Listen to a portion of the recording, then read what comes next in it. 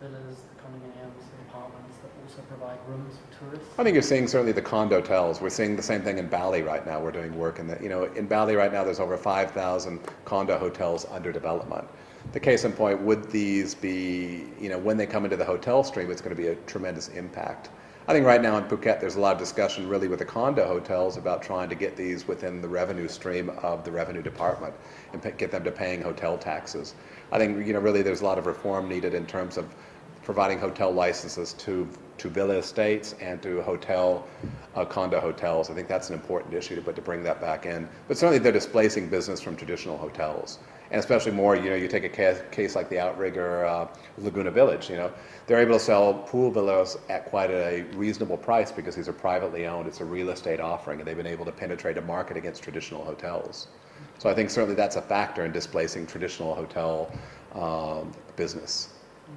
Looking at the general housing market then, of real estate, is it a good place to still buy property here and invest and live?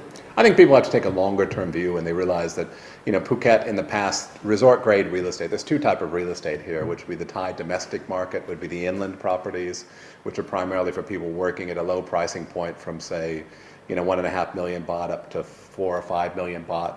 And then you have resort grade real estate. I mean, resort grade real estate has traditionally in Phuket relied on large scale foreign demand. After the global financial crisis, that's not always going to exist out there. So you have to track the domestic market. How do you attract Thais to buy here or domestic business elsewhere? You've seen that in Bangkok. Certainly Bangkok, the condo market hasn't blipped in the past few years, Hua Hin per se.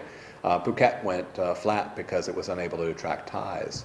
So I think right now we're kind of neither, there's fairly flat trading. I mean, fundamentals still are okay in Phuket because you're not seeing people who have bought real estate who have leveraged it. There's not debt. If you go to North America or you go to Europe, people who have bought it, real estate, they're underwater because the values are down. Here people have simply paid cash for a unit, but it's very hard to dispose of. So it's a long-term hold. I think it's a good place to buy, but again, fundamentals, buy on fundamentals, buy oceanfront property, buy in good areas, buy at a reasonable price.